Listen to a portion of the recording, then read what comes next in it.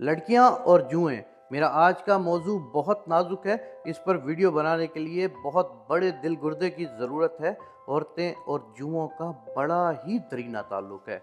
जहां औरतें हों वहां जुएं पाई जाती हैं, और जहां जुएं हों वहां औरतें पाई जाती हैं। वैसे औरतों से ज़्यादा लड़कियां कहना मुनासिब होगा, क्योंकि औरतें तो जुओं की इतनी आदी हो चुकी होती हैं कि अगर उनको कोई जुओं का ताना दे भी दे तो वो बुरा नहीं मनाती।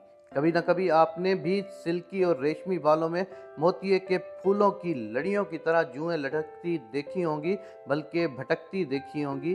कुछ औरतों का जुओं के मामले में एक खामोश मुआहदा तय पाया होता है। किसी के सर में जुएं देखकर वो खामोशी से उस पर नज़र जमा कर बैठी रहती हैं, पर बोलेंगी कुछ भी नहीं, या फिर बहाने से उसके सर पर हाथ मारकर उस मासूम मखलूक को दोबारा बालों के जंगल में गायब होने पर मजबूर कर देंगी।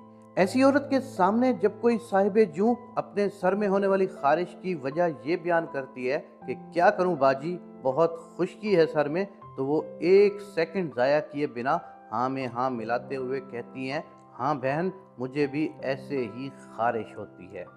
बाज लंबे नाखून वाली औरतें जब भी अपने घने जंगल में हाथ मारे, वार खाली नहीं जाता।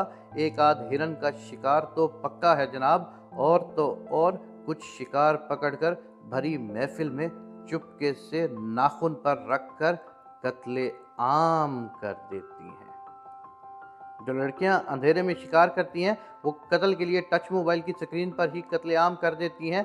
बाज़ औक़ात जिन्हें कभी जुओं का सामना नहीं करना पड़ता, वो हमेशा दूसरों को शर्मिंदा करती रहती हैं। अक्सर जानबूझकर बालों में हाथ फेरकर चेक करती हैं कि कहीं कोई जूं फिर तो नहीं रही। अगर कभी किसी की जूं नज़र आ जाए तो 20 लोगों में भी आराम से मालका के हाथ पर रख देंगी और कहेंगी, बहन ये लो अपनी अमानत। हॉस्टल में रहने वाली कुछ लड़कियों की तहकीक से पता चला है कि जहां और बहुत सी चीज़ों का लेन देन चलता है, वहीं सबसे ज़्यादा ली और दी जाने वाली चीज़ भी जुएं हैं।